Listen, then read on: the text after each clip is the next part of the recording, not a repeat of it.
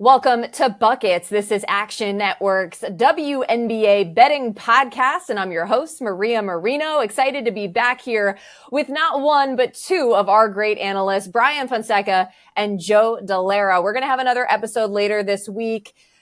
Depending on, whether any of these series extends, either way, we'll definitely be looking ahead to round two. So make sure you follow the podcast so you don't miss an episode. But for now, we're going to focus on Wednesday games. So Brian and Joe, let's get your best bets. Brian, we'll go with you first. Sorry, Leo Boston, because I very much like your game, but I'm going under 22.5 points and rebounds. And then we're going to go a little bit of a parlay here. Connecticut Sun money line along with the under 164.5. Now that's plus 150-ish out there on the market. Joe? I'm going to be on the Minnesota Lynx minus 8.5. And I'm also going to be taking Alyssa Thomas over 18.5 rebounds plus assists. And, a little sprinkle on that triple-double. Very nice. I'm excited, Joe. We have a side from you. Normally you're like our prop master, but we're going to obviously get into both games. We'll start though with the earlier game. And it's also the game that I think is a little more controversial in the sense that I think that if there's a series that folks out there generally feel like could go at least to 3 games, it might be this one. That's the Sun Fever. So the first game went very much in favor of the Sun, easily covered the 6.5 point spread. Game 2, Sun are favored by 7.5. Well, at open, now it's about -6 at the time of this recording.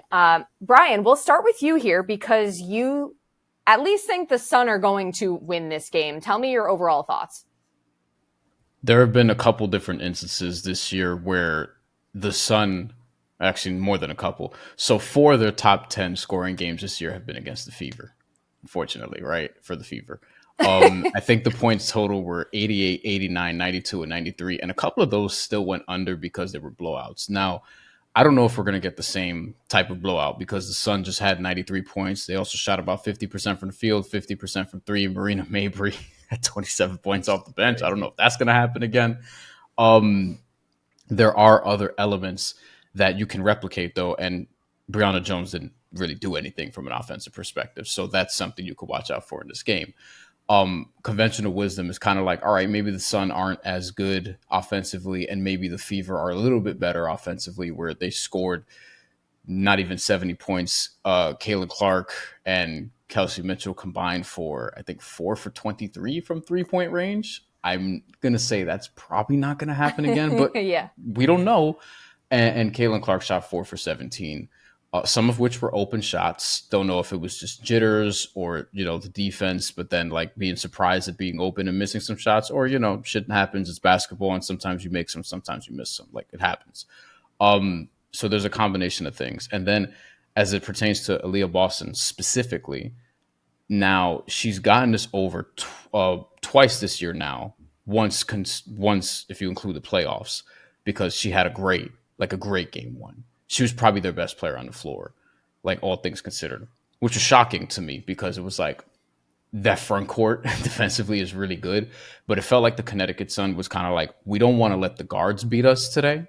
We're content with, and this is kind of what, to use an NBA comparison, it's kind of what the Denver Nuggets did with Bam in the NBA Finals that one year where they were like, all right, knock yourself out, take all the mid-range jumpers you want. Do it. And he made them, but like, nobody else around him kind of gave him that support. And it was kind of the same thing here where Aaliyah Boston was getting to her shot.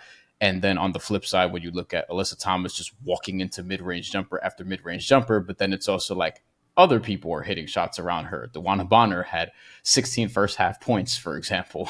We've mentioned Marina Mabry already. So Aaliyah Boston, has had, and I'm surprised that this line was 22.5, but it kind of has to be because of her performance in the first game. But you look at how she's played this season against the Connecticut Sun, she's averaging basically 9.5 and 8 rebounds. She's only had 1 game of 10 points or more before this playoff game, right? And then on the rebounding side, it's kind of similar. Before this playoff game, which I think is an outlier, I'm grading it as such, she had 8 rebounds or more than 8 rebounds just once. So I'm probably looking at a regression there whereas maybe Caitlin Clark and Kelsey Mitchell and perhaps others play a little bit better. I'm not going to say a whole lot better because this Connecticut Sun defense is really, really good. But I think Leah Boston goes under along with the Sun taking care of business. So I like the logic. And Joe, one thing that I'm curious about for sure is, do we think Marina Mabrey will now be in the starting lineup because Ty Harris was injured and then Mabrey obviously went off for 27. Do we see something like that happening again? And I know your best bet has to do with Alyssa Thomas, but I am just curious your general thoughts on whether the Fever can just make this a lot more competitive. Yeah, I mean, I think that some of the things that I saw from the Fever, obviously, like I think that the Sun did a really good job of masking their coverage and masking their defense that they were going to run, especially against Caitlin, because she's a rookie. A lot of these schemes that she's seeing, it's like you can watch the film and you're like, when this team does this, then like this, or when I do this, they're going to do this. And the Sun weren't doing that. They were showing, sometimes they were showing, and like she would prod and she would decide, and then it was like, well, then on the next possession she'd do the exact same thing, and they didn't do it. So then she'd circle back and then do it again, and then all of a sudden they would go into that defense. So I think that they did a really, really good job of masking a lot of the coverages and making things really difficult for Caitlin. I think that she was really out of rhythm. Maybe some of it was the nerves, and that's why she just literally could not make a shot. But the volume was there. I wanted a better points prop, but at the same time, I think that Connecticut has probably some of the best tools that you could throw at her. So it's one of that, I'm like, well, I hope she plays well because it's going to make the game a little bit more exciting. And maybe if you do like her to score, maybe parlay it with the Fever to cover or the Fever on the money line, something like that, because I don't really see a scenario where they can do that if Caitlin doesn't put up 20 points here. So that's one thing. As for Mabrey, I do think that I would imagine that they would keep her in the starting lineup or move her into the starting lineup. I think that is something that maybe they kind of stumbled upon that is going to be, I think, beneficial for them long term. I think that it really helps with the spacing and something that I was hoping to see from them in the back half of the season. And she was still only playing maybe 20-ish, 22 minutes a game. So maybe we'll see her in the low 30s, which I think would be a dramatic improvement. And that's part of what ties me into the player prop that I like with Alyssa Thomas, because I like Alyssa Thomas over 18.5 rebounds and assists. I liked her before the series started to lead the series in rebounds. She's one behind Aaliyah Boston. So a lot of it has to do with, I think that it's a bad matchup for Boston, like Brian just talked about. But then also from an assist perspective, Alyssa Thomas had 9 assists in the second half. And I think that a lot of that has to do with the fact that the offense just opened up. For the spacing was a lot different. I think that at halftime, they were probably go in the locker room and say hey, we're going to play like this now because we have different spacing. And I think with Alyssa Thomas basically guaranteed to have minutes with Mabrey, that I think is critically important too, because she's playing in the playoffs, over the past couple of seasons, she's almost playing 40 minutes a game. She's literally playing the whole game. And in these games or in these series where it's only 3-game series, and then if you lose, you're going on the road, they're going to make sure that they are winning this game. They're not going to do this thing where they pull the starters a little too early because they're we need to rest. The impact and the leverage is just way too high. And when you have a guy or not a guy, but when you have a player like Caitlin Clark or Kelsey Mitchell that can get super hot, you have to be able to lock in and defend that. So I like Alyssa Thomas for over 18.5 rebounds and assists in the spot. And like you said, a little sprinkle on the triple double, which she of course achieved in game 1. And she's no stranger. She, by far leads the league in playoff triple doubles as far as careers go. And, I think there was a little bit of last game, maybe the Fever hanging their heads a little bit, particularly Caitlin, you're not making shots. And then I think it affected their energy on the defensive end. I love the point about, AT being on the floor with Mabrey, somebody that's just a straight up bucket getter. Yeah. Now, Brian, I want to ask your opinion really quick on this idea of Caitlin Clark points, because I know that you were also toying with, do I bet the Clark bounce back? Yeah, because you would think she's going to hit more shots. She might have to take a similar volume of shots, but it's also the Connecticut Sun, I feel left her open a little more often than we think. Like, we think a lot of those shots were contested, and some of them were, but some of them were just kind of like walk-in threes that Caitlin Clark has made throughout the course of the year that she missed. So maybe the defense is actually like, all right, now we're going to, in fact, take those away, which from a basketball perspective and a betting perspective, you would look at, okay, Caitlin Clark is a playmaker, which is something that we thought from day one was going to be there, and it was. The scoring, not so much. We felt like, all right, it may take a little bit to come around and consistently. And, after the break, we really saw that kick up. And it was all over the place for a good portion of the regular season otherwise. But the assists has always been there. To lead the game in assists, plus 135, which I thought was an interesting number. Alyssa Thomas is a favorite, minus 160, and nobody else is even close. So don't even bother. Yeah. Marina Mabry is at plus 2,000. That's third place. So have fun with that. But Caitlin Clark, Caitlin Clark to lead the game in assists at plus 135 is interesting to me. I don't know if I'm going to get there. I may just stay off the Caitlin Clark props in general for this game, because I don't know which way this is going to go. I just feel like it's going to be a little bit of a slog, and it's probably going to be a slog that's closer than, say, a 24-point game that we saw last time out. This is something that is not rooted in a tangible factor. I have a hard time envisioning this season for Caitlin Clark ending on like a dud performance. Maybe that's just, like I said, it's not tangible. It's not quantifiable. Whether that means she's actually, making shots versus dishing the ball is a different story.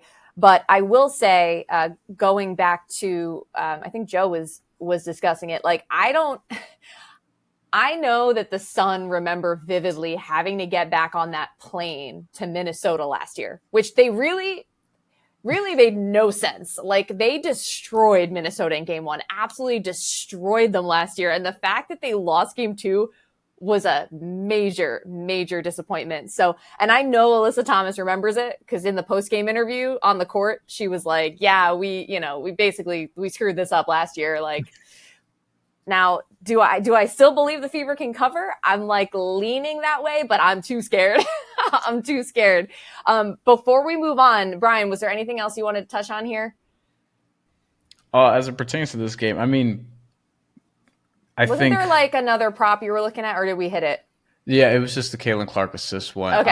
I also think it's worth mentioning, though, that the Connecticut Sun can string together these type of games consecutively defensively. Like, they can do that. They've done that throughout the course of the year. People should know, like, they're statistically still the best defense in the WNBA this year, and all the metrics have them 1 or 2 with the Minnesota Lynx. And I would also add, if the Fever do in fact win this game, they shoot out of their minds, whatever, it's a 1-game sample, anything could happen. I would not automatically say that the Fever win this one at home, because, as you just mentioned, Maria, the Sun closed out Minnesota in Minnesota last year, and then in game 1 of the following series, they ended up beating the Liberty in Brooklyn. Now, they lost that series, but they can win playoff games on the road. So yeah, for sure. And I'm glad you brought up the defense, because that reminded me too. We didn't even hit this. Like, the fact that Steph White went with DeWanna Bonner on Caitlin, it was interesting, because I do think Dejanay stays with Caitlin more. Like, DeWanna was trailing Caitlin a bit, which is why she got some seemingly more open looks. But then I do think it kind of messed with Caitlin's head a little bit, because she knows she can hit those step back threes against Dejanay. And then DeWanna's just like a little bit longer and lankier. So definitely just salivating at like how the hell this is all going to play out. All right. I think we hit just about every angle though. So let's go ahead and talk about our second game here on Wednesday. It's the Lynx again taking on the Mercury. So this was not the cover that I expected on Sunday. So the Lynx were favored by 10. Phoenix ends up climbing and clawing all the way back. This actually ended up being the best game of the day, just like the way that it played out. It was pretty exciting. I think Phoenix actually ended up getting the lead at one point. But now here in game 2, we have the Lynx favored by 8.5. And Joe, you like them to get it done.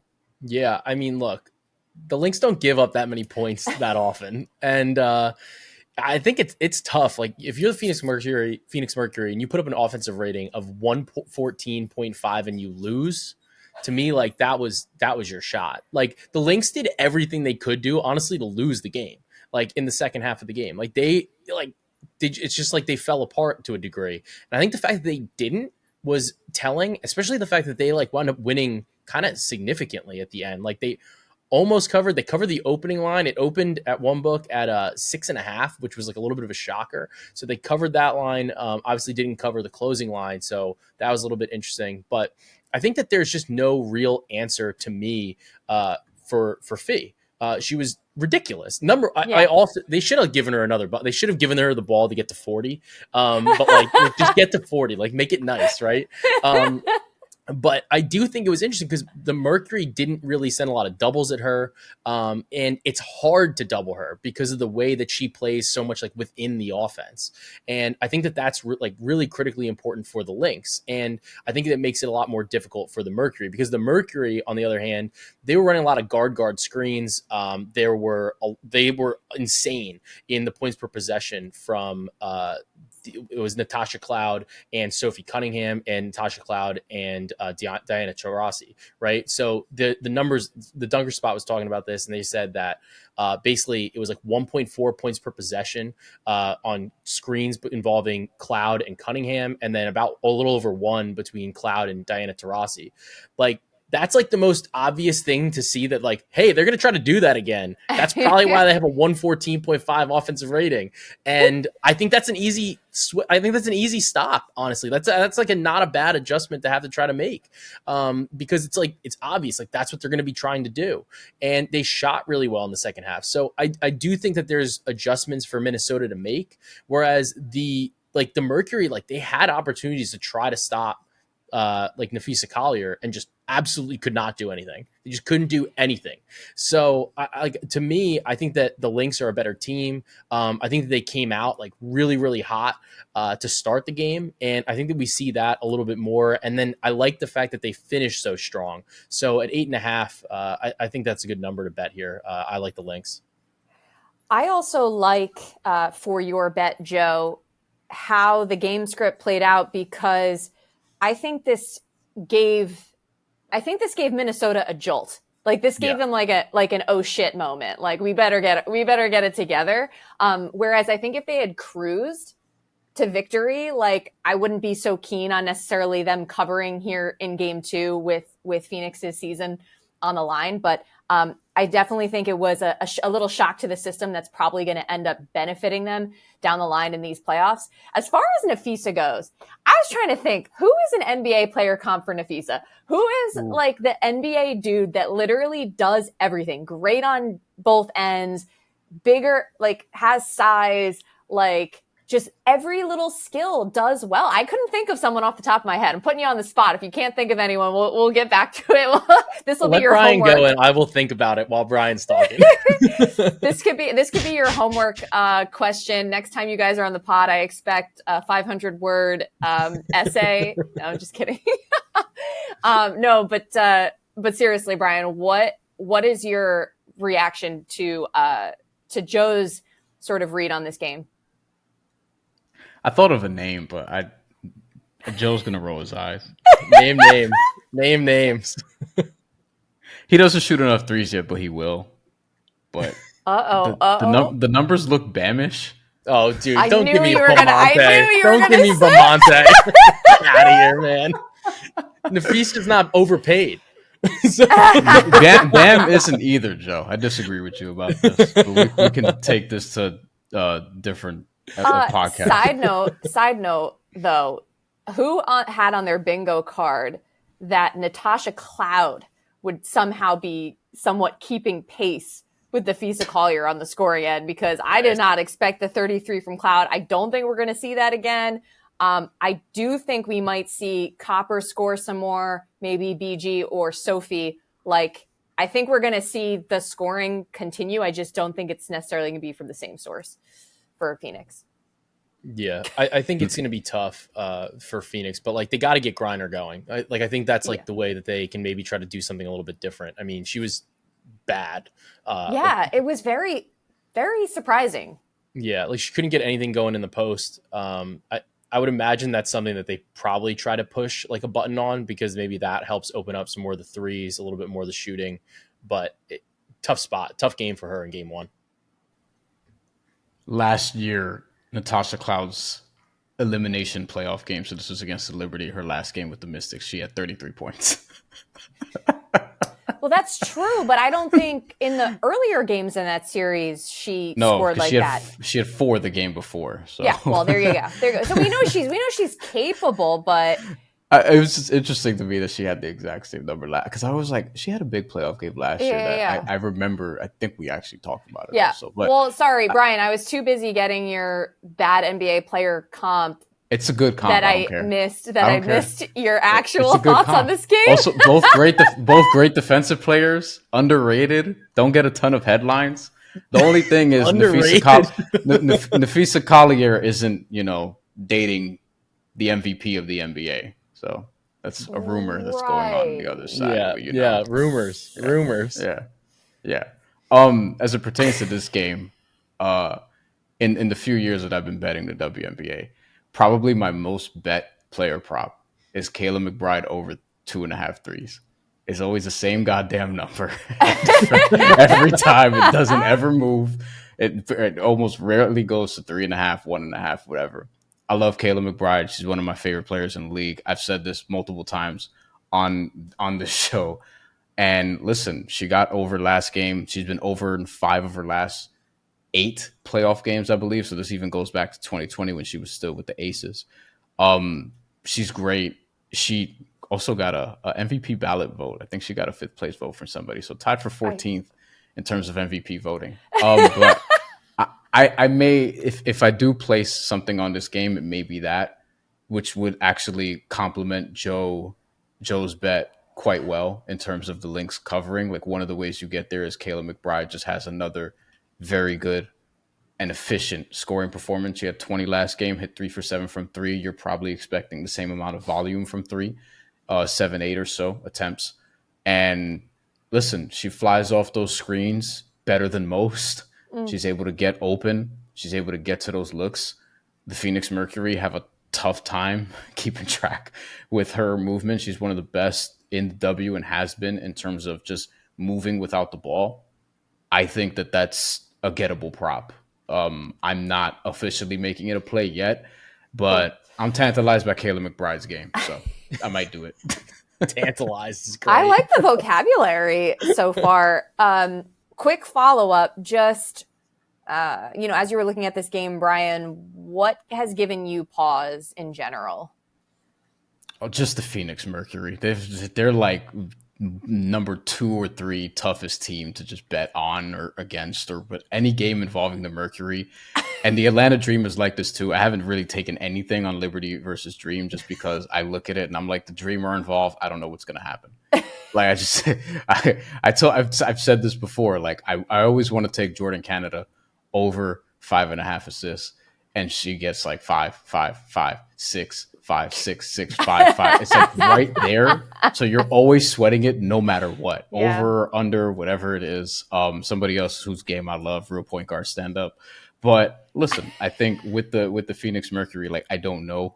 Speaking of favorite players, Natasha Cloud is one of those for me. Yeah. But I don't know if I can go back and be like, hey, she's going to do that again. No. Okay, fair enough. I just kind of wanted to get that perspective as well. And, we're recording this here Tuesday prior to Tuesday's games. So TBD on whether any of these series extend and exactly what day we will be back. But we will be back at some point this week, whether it's for round 1 or looking ahead to round 2 here on Buckets WNBA. Fellas, any final thoughts before we get out of here? I think it's just going to be a blast. I hope maybe we'll get a game 3, but I don't know. I don't see it. And how about Joe's adoption of the WNBA this season? I mean, this has been just a pleasure to watch, not to mention the contributions here on Buckets WNBA. But Joe Delara, Brian Fonseca, thank you as always for joining us. Thanks everybody for listening. Make sure you follow the pod once again so you don't miss an episode. We'll be back later this week. If you like what you hear, please rate and review the podcast. Also, make sure you download the award-winning Action app if you haven't yet. Follow these guys. They'll be tracking their picks throughout the playoffs, and let's get buckets.